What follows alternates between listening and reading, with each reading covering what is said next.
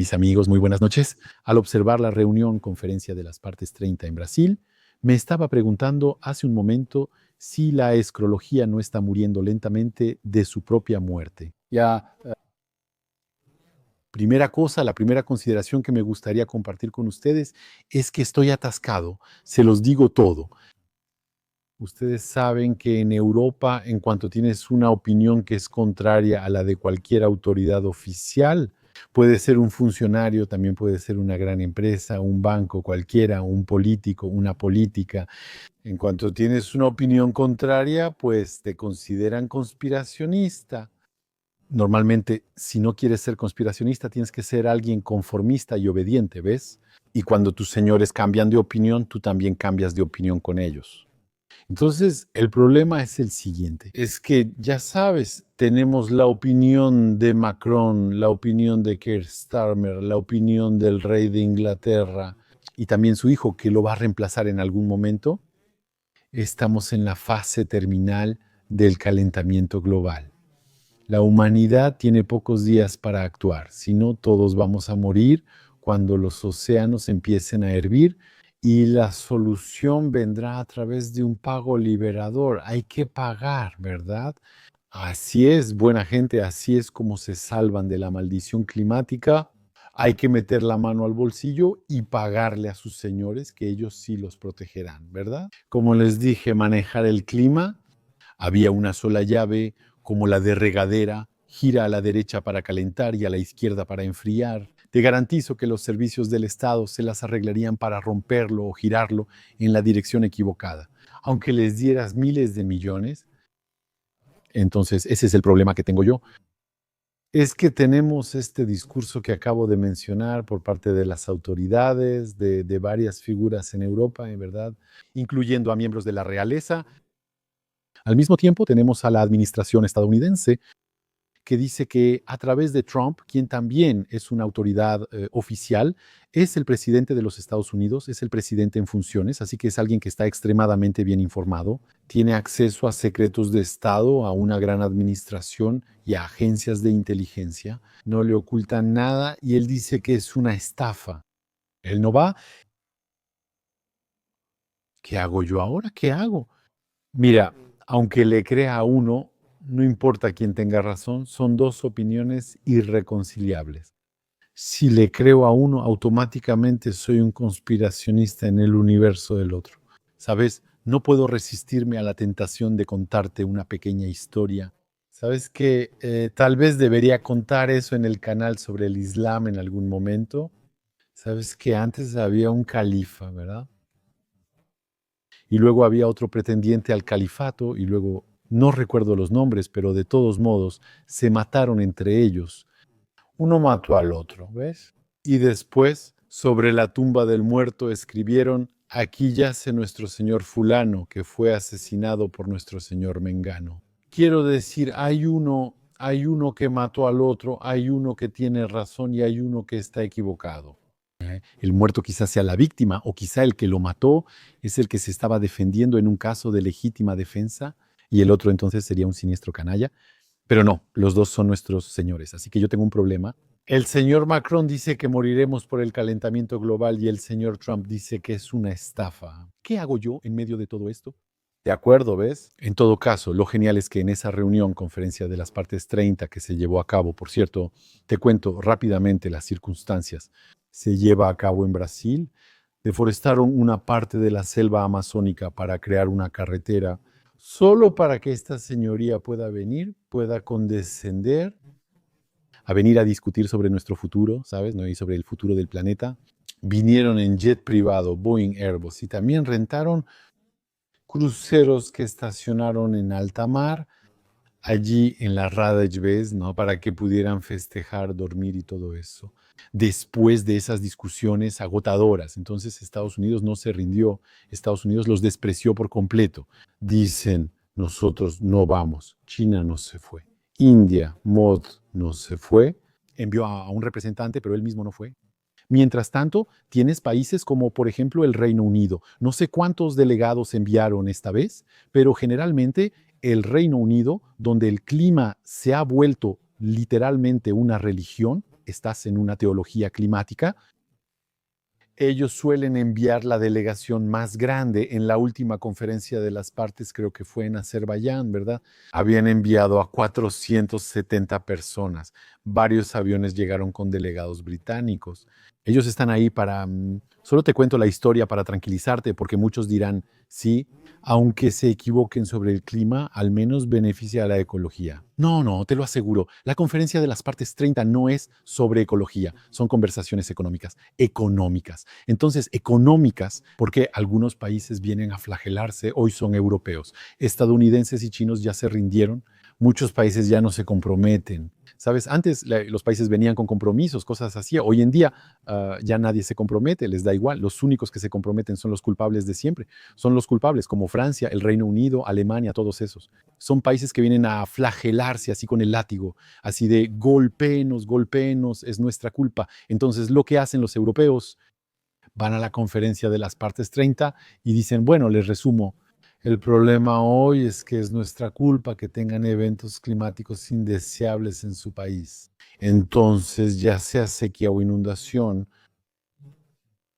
viento, sin viento, frío, lluvia, nieve, lo que quieras, cualquier evento climático o meteorológico que consideres indeseable, es culpa nuestra, de nuestra gente. Y vamos a hacer que paguen, tendrán que rendir cuentas. ¿Pagar cómo?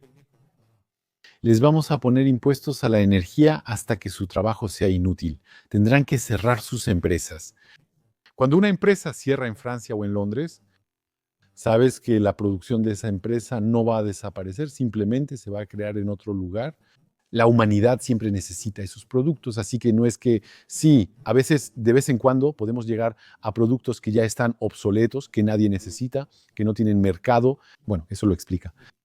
Son pocas las empresas en ese caso, ya que generalmente se adaptan y evolucionan con el tiempo, pero cuando tienes una energía que es extremadamente cara, tienes reglas ecológicas encima, tienes reglas sociales encima, ¿cómo le haces para competir contra fábricas chinas, tailandesas, indias? ¿Cómo logras que inunden mercados y vendan incluso frente a tu casa o en tu país sin barreras aduaneras? No puedes vivir ni existir, pero eso no es diseño. Veo seguido que algunos dicen, las autoridades no saben, son tontas, hay que despertarlas, manifestarse y escribirles. No, no sirve de nada escribirles, lo están haciendo a propósito. Está hecho para ser así, ¿ves? Es por diseño, ¿entiendes? Entonces ellos van allá, se autoflagelan y dicen, bueno, pues tenemos que salvar el clima. Entonces lo que pasa es que los países del sur llegan ahí con una carta de víctimas, porque hay que saber que hoy en día la victimización literalmente la puedes cotizar en la bolsa, ¿sabes? Entonces con una carta de víctima, antes la carta era, por ejemplo, la esclavitud, era, por ejemplo, el colonialismo. Entonces, aunque esas cartas tienen cierto mérito, digamos, excepto que después de un tiempo, después de usarlas muchas veces, ese es el problema con la carta de víctima, es que mientras más la usas, más pierde su aura, pierde su poder, su impacto. Entonces, lo que hacen muchos países del sur, para muchos, son repúblicas bananeras, muchos son dictaduras, están dirigidos por gente corrupta, por violentos, por brutos, por tipos con bigote, ¿ves? Bueno, ¿qué hacen esos países? Vienen a reclamar justicia climática. Cuando te digo justicia climática, es lana, es dinero. Eso es lo que vienen a pedir dinero. Tienen enfrente a europeos que les dicen, sí, tienen razón, les daremos dinero. Eso genera derechos de reparación. Entonces ellos vienen con una nueva carta de víctima, que es la carta climática. Así que eso es, y a partir de ahí todo empieza. Vamos a alimentar esas reivindicaciones y vamos a tener que enfrentarlas y pagar, pagar, pagar, hasta que el día en que Europa esté arruinada de manera final, permanente y duradera, en ese momento la gente se enfocará en otra cosa. Eso es todo. Gracias por haber participado en las historias del clima. Bueno, ahora están arruinados. No solo no les interesa, sino que el clima tampoco nos interesa, es solo una época. Pero bueno, ya pasó, hacia eso van los europeos, van hacia la ruina final. Les diré directamente lo que sucede. Ya lo he dicho antes, pero es bueno recordarlo. No existe urgencia climática, ¿de acuerdo? No hay absolutamente nada, nada en lo absoluto, ni siquiera un principio de realidad en eso. La Tierra si lo ves desde el punto de vista, estamos hablando de ciencia dura, no estamos hablando de opiniones. Si lo ves, ha sido mucho más fría en el pasado, ha sido mucho más caliente en el pasado. Las aguas oceánicas han estado más bajas y también más altas en el pasado, tanto hace siglos como milenios. Es la vida de la Tierra. Hay épocas en las que había más glaciares que en otras, hay épocas que han sido más húmedas que otras. Es normal y la mayoría de las veces está controlado por la actividad solar. Entonces, puedes tomar un país, no sé, tomas un país como Francia, puedes arrasarlo de un extremo al otro. Francamente, puedes arrasarlo con una excavadora y luego convertirlo en un estacionamiento gigante o bien transformarlo en lo que quieras. No cambiará absolutamente nada. Te garantizo que no cambiará absolutamente nada. Irás en el mes de agosto a Antalya, hará 40 grados. Quiero decir, no es porque Francia no exista que en Antalya tendrán menos 5 grados en verano. Eso te lo puedo decir. No cambiará nada para el planeta. Seguirá girando. Eso es todo. Solo habrás destruido tu país. Así que antes de que alguien me diga, sí, pero recuerdo cuando era niño, bueno, te digo una cosa. El clima en un lugar dado cambia durante el día, dependiendo de la noche, cambia según las estaciones. Las estaciones, eso es lo que es el día y la noche, y las estaciones es con lo que el humano normal tiene más experiencia. Por supuesto, sabemos, bueno, estamos en enero en Europa, hace frío, llega julio, hace calor, ¿ves? Y vemos eso varias veces en nuestra vida, así que empezamos a darnos cuenta. Sin embargo, existen otros ciclos más largos que pueden extenderse. Algunos durante 10, 15, 50, 100 o 1000 años. Luego esos ciclos se combinan y generan variaciones.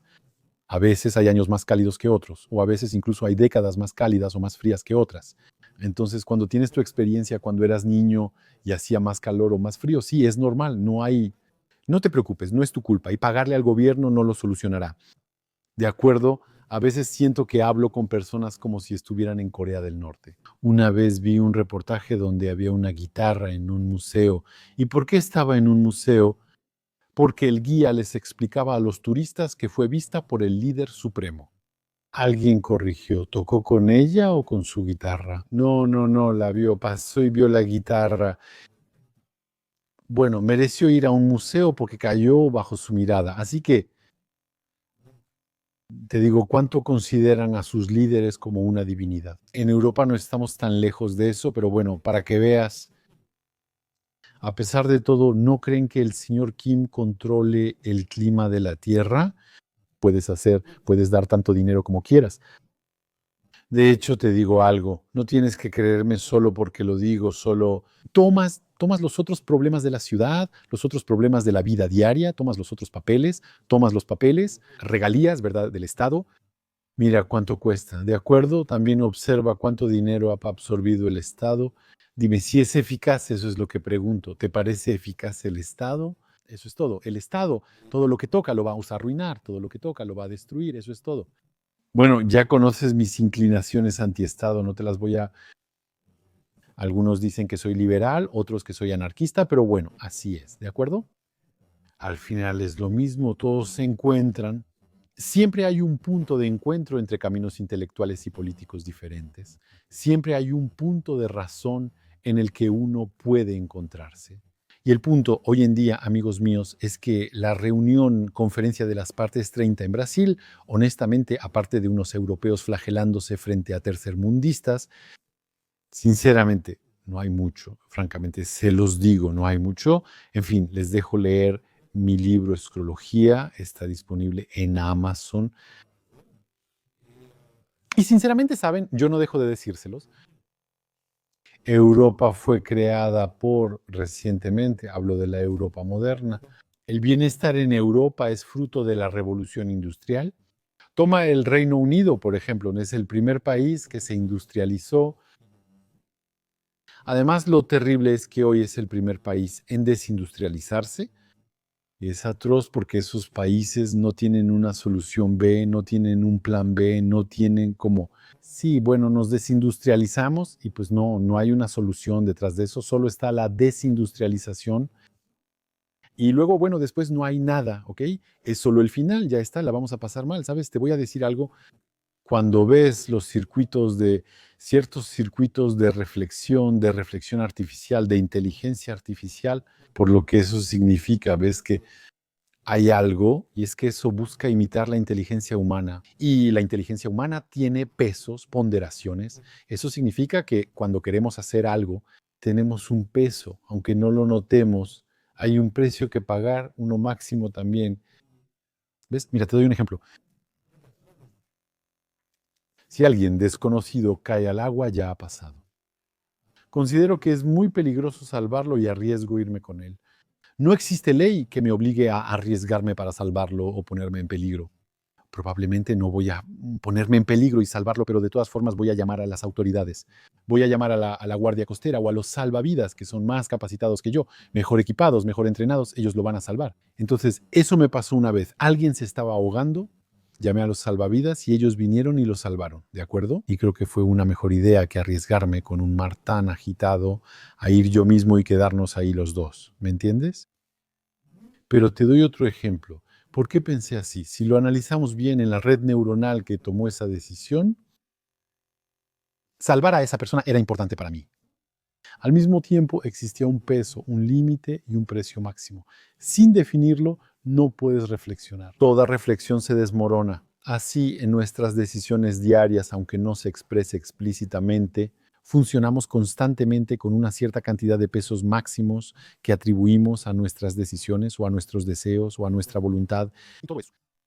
Y te das cuenta de que muy a menudo las personas que se desvían, las personas que hacen cualquier cosa, son personas que tienen pesos incorrectos. Te encontrarás con personas que toman decisiones y te preguntas, ¿por qué hiciste eso? ¿En qué pensabas? Y te das cuenta, si lo analizas desde el ángulo de los pesos o de los costos, vas a ver que asociaron un costo demasiado alto. ¿Ves? Pagan un precio muy alto. Es como decir, sí, ese criminal mató por 20 euros. Eso significa que asoció un costo a esos 20 euros, asoció un costo que puede llegar a superar el valor de una vida humana. ¿Ves? Pero ese es un caso extremo. En la vida diaria puedes encontrar casos más sutiles que estos ejemplos caricaturescos. Y verás que el mal uso de los pesos de reflexión, de las masas de reflexión, puede causar desastres. Puede completamente. Es un ajuste fino del cerebro que necesitamos. Si ajustas tu cerebro con precisión, lograrás dar los pesos correctos a las decisiones correctas. Pero si los pesos se van al carajo, es una catástrofe. En todo caso, pero mira, si yo tomo otro ejemplo. Si, por ejemplo, mi hijo se cae al agua, ¿ves? ¿Qué voy a hacer? Mi niño se cae al agua, en el segundo siguiente yo salto detrás. ¿Por qué? Porque le he dado a su vida un peso infinito, ¿ves? Alguien podría decir, eso fue peligroso, arriesgó su vida y casi se muere. Excepto que lo que pasó fue que no se manejó con un razonamiento normal, sino con un razonamiento basado en pesos infinitos. Eso es muy peligroso, es muy, muy peligroso. Cuando en la vida cotidiana, un estado, los que toman decisiones, las personas asignan masas infinitas, factores infinitos, a caminos o vías neuronales de razonamiento, es absolutamente una catástrofe. Y de hecho, una de ellas es esta historia es el descontrol ideológico. En el descontrol ideológico hay una lupa en la que una especie de círculo vicioso en el que la gente entra y de hecho, en ese círculo lo que va a pasar es que se le da un peso infinito a las cosas y entonces tienes personas que no tienen límites. Quieren obtener algo por razones ideológicas, pero el nivel de sacrificio que están dispuestos a aceptar o consentir no tiene límites para ellos. Están dispuestos a todo. Si hay que empobrecer, si mañana esa gente mata 100 millones en Europa, solo dices, causaron 100 millones de muertos, te dirán, sí, pero no es así, salvamos 200 millones. ¿Ves a lo que me refiero? Terrible, terrible, esas historias. En todo caso, amigos míos, hemos llegado al final de este video. Gracias por haber visto.